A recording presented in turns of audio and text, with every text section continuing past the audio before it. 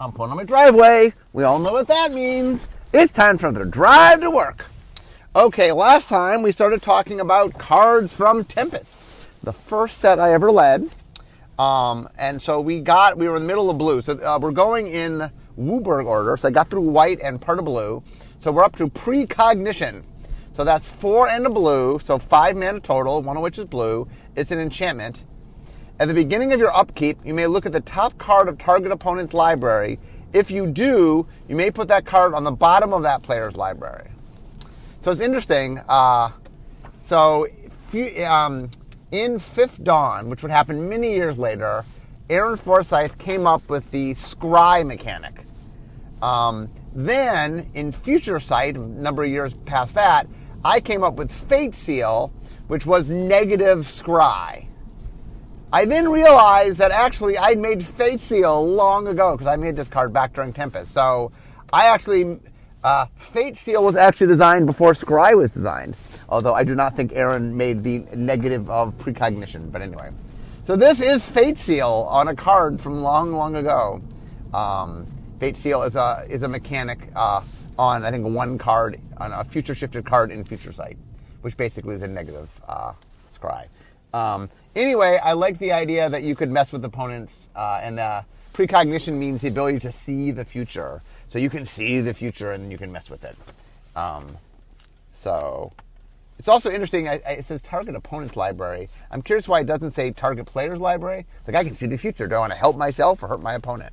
But I didn't, so in retrospect, I wish that this card had been target player. Next, Propaganda. 2 and a blue, so 3 mana total, one of which is blue.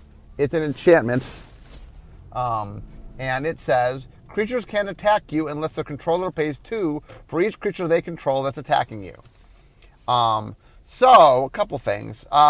This ability would later get pushed into white being more the taxing color. I think early on, because blue did taxing and counter spells, that we thought, like, oh, well, blue's the tax, because it had taxing counter spells. And eventually realized that it made more sense in white than it made in blue.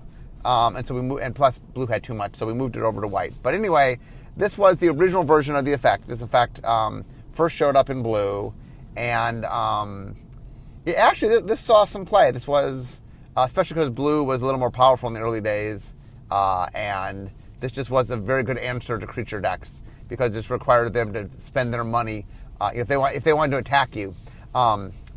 There were definitely some strategies back in the day with blue where blue would play control, and what it would do was just shut things down. And Propaganda was good for sort of shutting down creatures. But anyway, it did see some play. Okay, next. Dun, dun, dun. Next is Steel Enchantment. So Steel Enchantment is blue. It's an enchantment. It's an aura. And you enchant enchantment, and you control enchanted enchantment. So in Alpha, Richard had made Control Magic, which was you enchant a creature and you steal it. And he made, what was it called? It was a Steel Artifact. I think it was called Steel Artifact. And that you can enchant an artifact and steal it.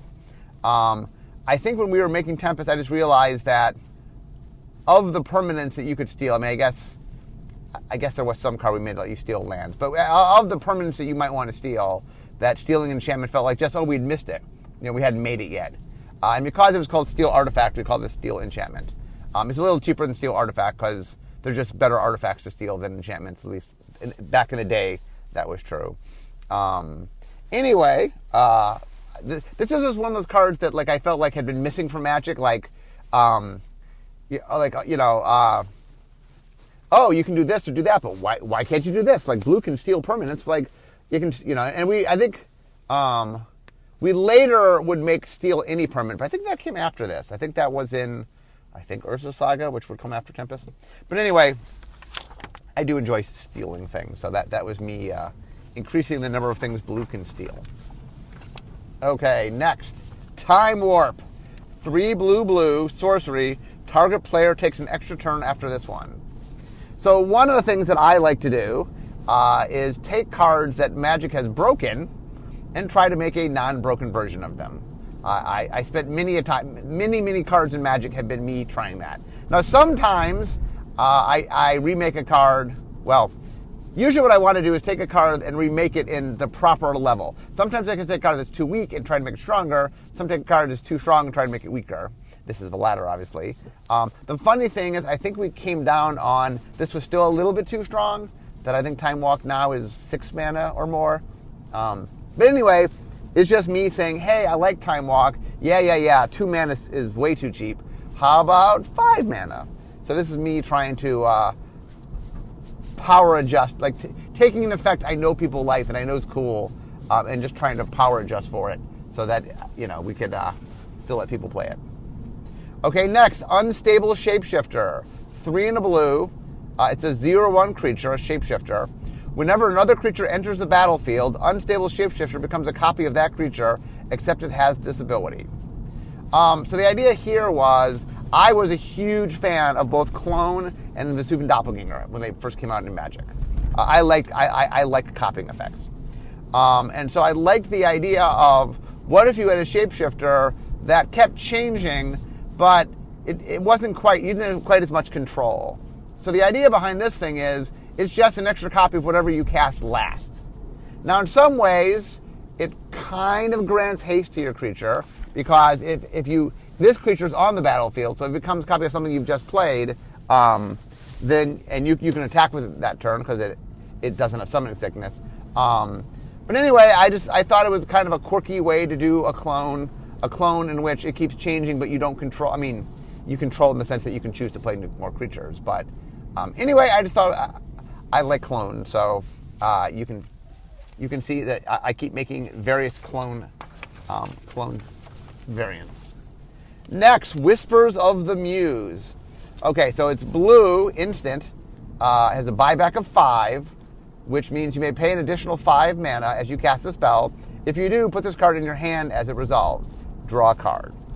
So the idea was that you could just draw a card for a single blue mana, or for 5 and a blue mana, so 6 mana total, you can draw a card and keep this card so that you can do it again. So essentially, this card lets you repeatedly draw a card for 6 mana. Now the funny thing was, so I talked about this a little bit last time. Buyback was the creation of Richard, and he really liked the idea of offsetting the card advantage of the card by paying extra mana. Because normally when you cast a card, you get the effect and you lose the card. And so Richard was playing around with the idea, well, what if you didn't lose the card? In a lot of ways, what happened was buyback kind of functioned like an enchantment, with the caveat that my opponent can't easily destroy it. It's not on the battlefield. But it is something that every turn allows me, or not even every turn, when I have the mana, late game, I in theory could do this multiple times. When I have the mana, I can activate this thing and do this thing, and I'm not losing the thing that I'm doing. The one difference between this and enchantment, other than it's not in play to be destroyed, is I have the opportunity to do it once for the cheaper costs if I don't want, I don't have to buy it back. One of the jokes at the time among the pros was that if you're really good at buyback, you don't need to buy it back the last time. Like, the last time you play it, you don't need to buy it back because you're not going to play it again. Anyway, there's a lot of discussion. Buyback was a very, I think, interesting mechanic. It was a little bit overpowered, and it did lead to a lot of repetitive game states in the sense that, the best thing to do is use all my mana and cast a spell and every turn that is the correct thing to do. Whispers of the Muse, while Whispers of the Muse was a good card and strong, it was something like Capsize was probably a little bit more, at least with drawing a card as far as repetitive game state, you then want to cast the cards you draw, so at least then you're doing other things. Okay, that is it for blue, so let's move on into black.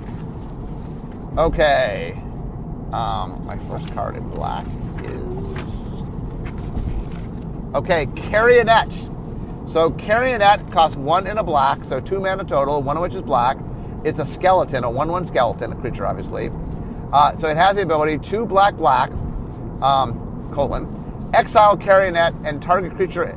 Exile Carrionet and target creature unless that creature's controller pays 2. Activate this ability only if carrying net is in your graveyard. So the idea is that this creature dies, but then it can jump out and it can grab things. Now the idea is there's a cost. If your opponent can pay 2, it can stop it. So you could use carrying net as a means to sort of either to steal their creature.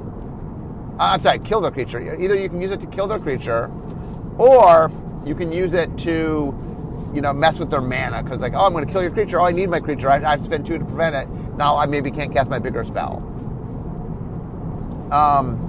This was me messing around with the idea of. I'm pretty sure I made this card. Either Mike or I made it, but I think I made this one. Messing around with the idea of things. Yeah, I'm pretty sure I made this card.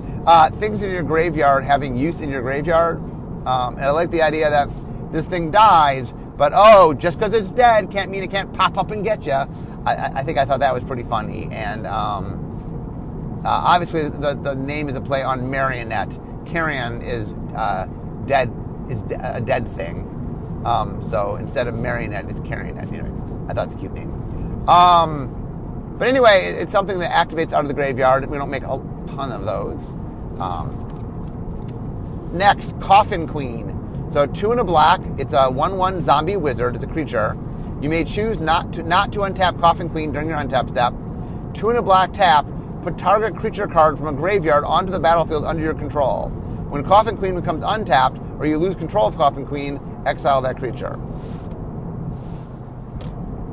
So the idea here is that there are a bunch of cards in Magic where the creature would do something and then it would lock down while it does it, and it doesn't untap. Meaning you have to sort of, it could tap to do something, but then it only can affect one thing at a time. You need to leave it tapped. Old Man of the Sea from Arabian Nights worked this way. There are a bunch of different cards that kind of did something. And I liked that. I thought it was kind of cool. So this was me pushing into a new area, which is reanimation. The Coffin Queen can reanimate a dead thing, but only one thing at a time. But the idea was, if you ever want to reanimate a different thing, you could always untap the Coffin Queen, let the old creature go, and then you could get something new. And there's you could sacrifice. There's other ways you could get rid of it so that you can then untap the Coffin Queen and steal a different creature. But anyway, this is definitely a good example of early Magic. We still do this now, but Tempest, because it was the first time I got to make a set, there's a lot of me going, I like this effect. I like this kind of card. I like this effect. I'm a big fan of reanimation. So the idea of, this repeatable thing, but I can make it, and the idea that I can only animate one thing at a time sort of gets to be a limitation. I thought that was a cool limitation. So it's definitely a fun thing of me playing around in that space. Okay, Commander Grevin Ilvek. 3 black. So 6 mana total, 3 of which is black. It is a 7/5 creature with fear. So fear is a creature can't be blocked except by artifact creatures and or black creatures. So it's a legendary creature, human warrior, 7/5. When Commander Grevin Ilvek enters the battlefield, sacrifice a creature. So the idea, in the story, Grevin Ilvek was the right-hand man of Volrath. And one of the things I remember reading is when you have a bad guy, that if you have a bad guy who's mainly a smart bad guy, you want him to have a sidekick that's a strong bad guy. That's sort of scary because he's so strong. So the idea of Grevin Ilvek was Volrath had done experiments on him to make him very powerful, but it was very painful. He grafted a spine on him. Spinal graft shows that. And Grevin is very powerful, but he is sort of kept in check by Volrath, who tortures him. And Grevin does not particularly like Volrath, but he sort of serves him because, so one of the things that we wanted to play around with was we wanted Grevin to the other thing that happens is in the story, Grevin has a ship called the Predator, and when the Weatherlight first shows up, the Predator comes and attacks the Weatherlight, and Grevin Novak jumps aboard the ship and fights Gerard, and Gerard ends up falling over the side of the ship. Everybody believes that Gerard dies. He doesn't. But the reason that he falls over the side of the ship is the second in command on the ship is a guy named Vadi Ildal. And Vadi sees an opportunity to both capture the Weatherlight and to get rid of Grevin Novak because he's trying to move up in the world. And then when Grevin comes back, he's mad. There's three lines. There's three different. There's a little tiny story about Vadi Ildal trying to kill, and then Grevin comes back. And basically, the line is Grevin says, because he tried to shoot on the ship to kill him, but it didn't kill Grevin, and it goes, I'm not sure which is more pathetic, your judgment or your aim. And then he throws Grevin Novak throws Vadi over the side of the ship. That the fall will give you time to think upon your failure. I think is the line. Anyway, Grevin Novak is a mean. He's the right hand sidekick to Volrath, and he's big and strong and nasty. We wanted to capture that, so the way we did it is made a really big creature. So fear would later become intimidate, which would later become menace. So we've always liked having a creature keyword that involves I'm scary. Early on, it was based on the card Fear from Alpha, which is can only be blocked by black and artifact creatures. We then made Intimidate that said only blocked by creatures, artifact creatures, or creatures that share my color.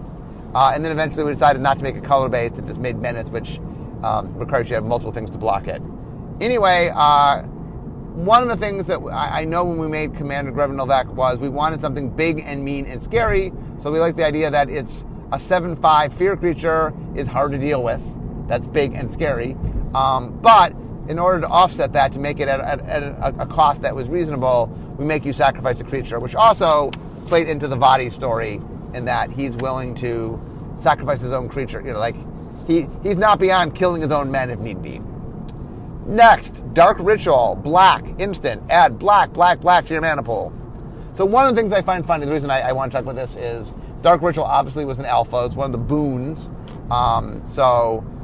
White had Healing Salve, blue had Ancestral Recall, black had Dark Ritual, red had Lightning Bolt, and green had Giant Growth. Each color had a 1 mana spell that did 3 of its thing. I think they all were common at one point, and then Richard realized that Ancestral Recall was super powerful. They ended up moving it to rare to make it. This is back in the day where they thought people would only spend so much money on cards, and so not a lot of people would have Ancestral Recall was the idea. Anyway, I just want to bring out that Tempest is 1998. So Magic came out in 1993. So this is 5 years into Magic's lifespan, and Dark Ritual was still something we printed. Now we're like, oh, that's too powerful, we can't print it. And we also moved the ability from black to red. But it's interesting to note that, like, Tempest was some significance into Magic, you know, Tempest came out in 97, so it's 4 years in. It came out in 97, it's 4 years in. But anyway,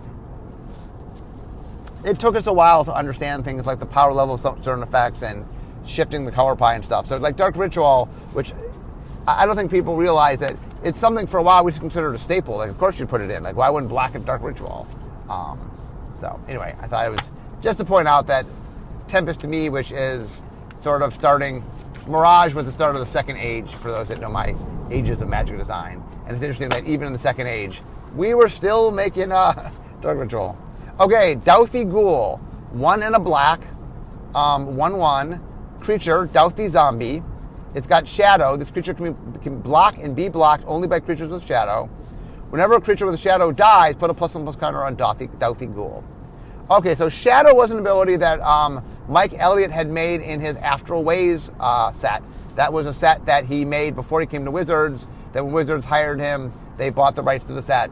And Slivers and Echo and Shadow all came from that set.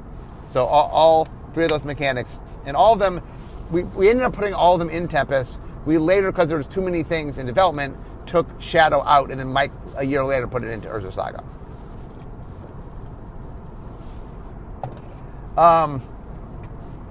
So flavor-wise, what we did was the flavor of the world was that Volrath, the Phyrexians had made an artificial plane because they were going to overlay it onto Wrath as a means of their attack. The idea being that they would get all their troops all ready, and then they would phase Wrath onto Dominaria, which basically meant that they would all appear all at once as a means to invade. So Volrath was responsible, or partially responsible, for filling up the plane, and so they grabbed. This is back in the day where planar portals just worked a little more effectively than they do now. The mending kind of messed up planar portals, so they don't really work anymore, at least not for living things. But anyway, they grabbed a lot of creatures from other planes and brought them onto this plane. So the Vec, the Core, and the Dahl, for example, all came from different places. We now know the Core came from Zendikar. There were a couple other races that got grabbed, one of which was the Delphi, the Soltari, and the Thalicos. They didn't quite make it. The process was flawed, and they got pulled partway there, but were kind of trapped in between planes. That's how we represented Shadow in our game. And the idea was that they can interact with each other, but they're too ethereal to interact with the real world. So the Soltari, the Delphi, and the Thalicos, Soltari was white, Thalicos was blue, Delphi was black. Those three races can interact with each other. They couldn't interact with sort of the rest of the creatures. Shadow ended up being... So Shadow basically is a flying variant. It's kind of like high flying. High flying is flyers that can only block flyers. So it ended up being pretty efficient because it, for all intents and purposes, it's just unblockability in constructed. Where the opponent... I mean, in limited, there's a good chance you'd have some Shadow creatures. Shadow showed up in white, blue, and black. But in constructed, it was mostly just unblockable, which had some issues. So speaking of good Shadow creatures, Delphi Mind Ripper, 3 and a black, so 4 mana total, one of which is black. It's a 2/1 Delphi minion. It's got Shadow, so it can only be blocked by creatures with Shadow. Whenever Delphi Mind Ripper attacks and isn't blocked, you may sacrifice it. If you do, defending player discards 3 cards. So this was a constructed card. So the idea here is, it's what we call Saboteur, which is if I hit the player, I can then sacrifice a creature. Well, R&D now refers to a Saboteur as something that just, when it hits the creature, does something. This, when it hits the creature, requires you to sacrifice it, so it's not a repeatable effect. But the idea is if I can get into once to hit you, not only do I do 2 damage to you, but also I can make you discard 3 cards. And the fact that it has Shadow, meaning it's mostly unblockable, at least in constructed, it became this very powerful card where I can get out a creature, I can attack you, and then if you had cards in your hand, I would usually make you discard the cards. If you didn't, if your hand was empty, okay, fine, I can keep it around and keep attacking you with it. But it was definitely an effective card that could help get rid of people's hands. Okay, Death Pits of Wrath. 3 black enchantment. Whenever a creature is dealt damage, destroy it. It can't be regenerated. So Death Pits of Wrath and Furnace of Wrath were both cards that when we made them, I think we called it Death Pits of Wrath and we called it Furnace of Wrath, even though the plane at the time wasn't yet called Wrath. And we liked the name of those 2 cards so much that Michael and I named the plane Wrath. So we can call it Death Pits of Wrath and Furnace of Wrath. We thought those names were awesome. So this card is responsible for the plane of Wrath being called Wrath. Tempest took place on Wrath. That was the plane of Tempest. The idea of this card was just, it was kind of a super terror. Like, I hurt anything and it dies. Like, nothing can heal was the idea of this card. Normally in Magic, if I do damage to something, but not enough to kill it, well, it survives. And this is like, no, any damage just is going to kill anything. There's no such thing as healing from damage. If I hurt you, you're just going to die. And it has the rider because at the time, for some reason, most of our kill effects we had this anti-regeneration text on it, which was like, well, why regeneration if all the black cards that kill things don't really regenerate? So we eventually stopped making all the kill spells have the anti-regeneration clause, but it's one of those things that, like, early on, I think Tear had it, so we just grandfathered it into black kill effects and eventually realized we didn't need to do that, but we did do it for a while. Okay, Dregs of Sorrow, X4 black. So X mana, X generic mana, plus 4 generic mana, plus 1 black mana. Sorcery, destroy X target non-black creatures, draw X cards. So we used to refer to this spell as X4B, because that's its mana cost. And B being, when we write things in files, we use letters rather than symbols just because we don't have access to the symbols yet. Actually, now in the database we do, but back then we didn't. So when we refer to it, we'll refer to black as B. So X4B was the nickname of this card. We liked the idea of a card that was an X spell, lets you kill X creatures and draw X cards. But it needed to have a whole bunch of mana, and we didn't want all of it to be black because we wanted this to be something that you could maybe play in a deck that wasn't mono black. And so we ended up putting an X spell and combined it with generic mana. This is the first time I believe we ever did that, and we don't do it very. Normally, it looks better just to have colored mana with an X spell. So most of our X spells are like X, and then however many mana we need, we just do colored mana. So like, let's say it was going to be only 2 mana, it'd be X black black. This one needed 5 mana. We didn't want to do 5 black mana. Not only was it a little bit too much black mana and make you play a mono black deck, but also I'm not sure we could fit the name Dregs of Sorrow on the card and have X black, black, black, black, black, meaning 6 mana symbols. That would take up a lot of space. But anyway, I like this card, and it's definitely, it's fun when you're making a set to try to make a card that is like, oh my, this does a lot. Oh my goodness. Oh wow, if you have a lot of mana, you can destroy so much creatures. There's a thing we call in design sort of, I think players call it Magic Christmas Land. The idea that how when players see a card, they want to imagine the best possible version. What happens if this is firing on all cylinders? And like, oh, well, if I have enough mana, it's like I destroy every creature my opponent has and then draw cards for each creature destroyed. Like that's pretty major, so it's kind of cool. Okay, next, Extinction. So Extinction is 4 and a black, sorcery, destroy all creatures of the creature type of your choice. I think this card, when I made it originally, was called the Genocide because it's taking all of one creature type and destroying it. But there's a lot of connotations to genocide, and we decided that Extinction sort of captured the flavor without being quite as real world disturbing, I think. So we ended up not calling it genocide, and rightfully so. I think. While from a word standpoint, it does demonstrate what the thing is doing.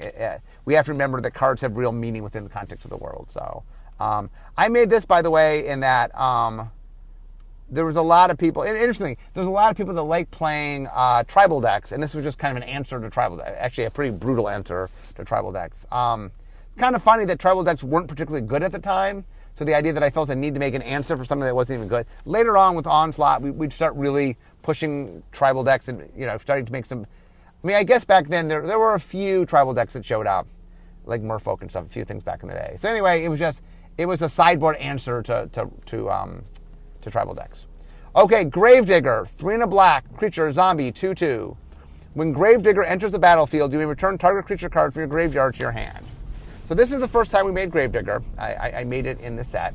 Okay, so one of the things, so Vision, the set Visions, introduced the first what we call enter the battlefield effects, meaning there was Mana War that bounced the creature, and there was, what was the black card? There's a black card that destroyed a creature, there's a green card that destroyed an artifact, Uktabi Orangutan.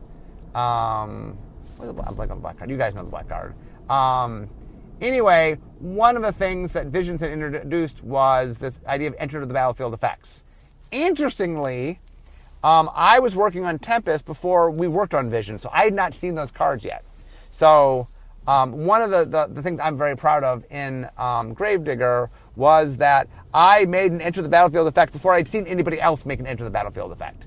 It turns out in Magic, by the time this came out, it existed before this card. But my personal, for myself, claim to fame, that made me proud was that I managed to make an enter the battlefield effect before I'd seen someone else make it.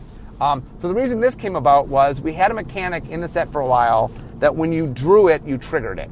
And the idea was that it had a different color back or something, and that when you draw the card, you're like, oh, look, it's one of those cards. You show everybody, go, oh, look at the effect I get. And the idea was my opponent now had knowledge that I had the card, but I got an effect right away.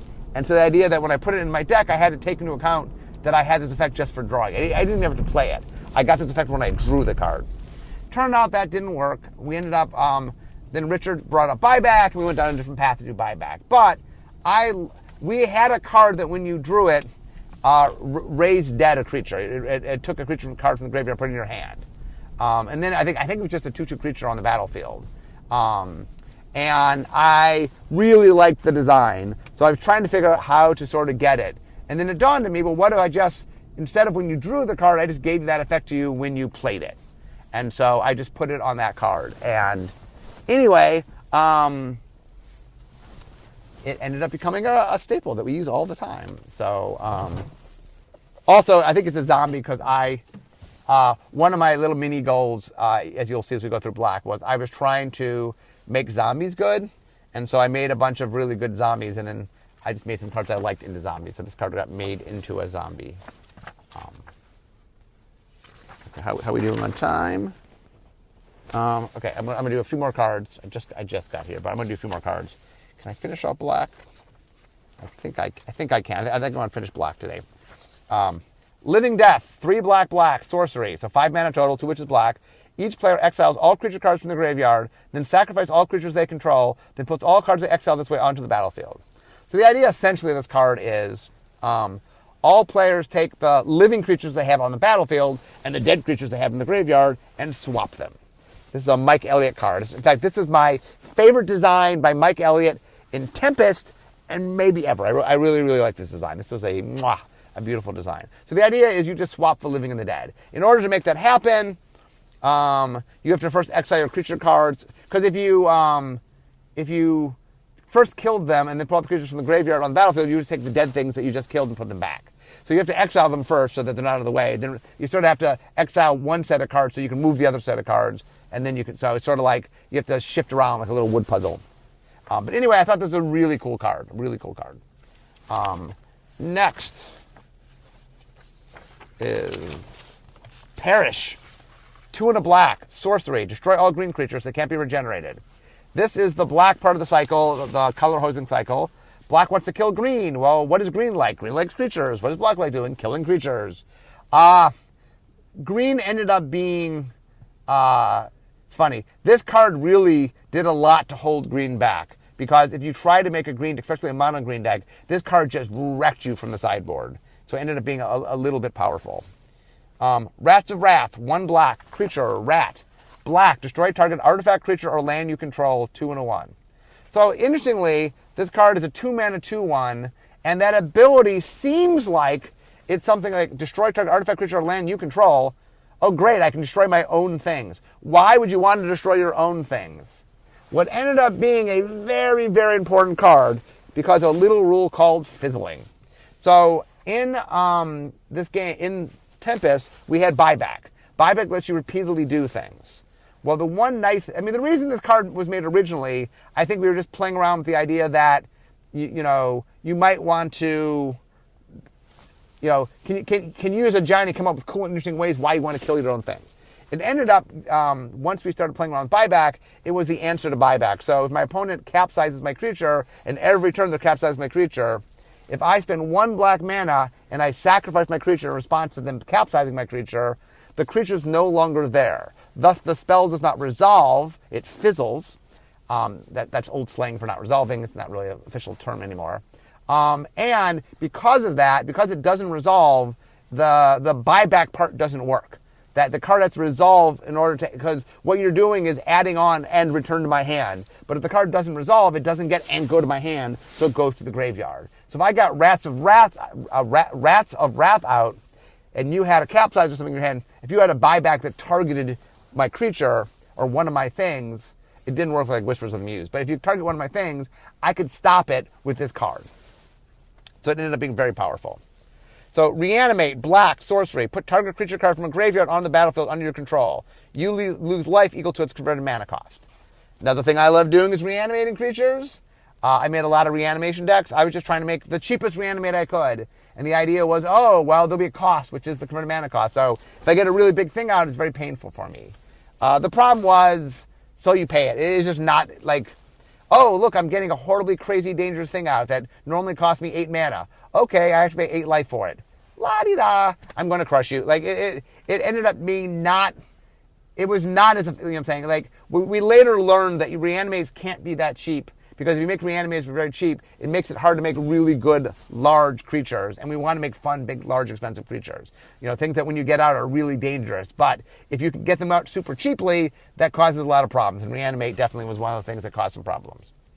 Sarcomancy, black, enchantment. When Sarcomancy enters the battlefield, create a 2/2 black zombie creature token.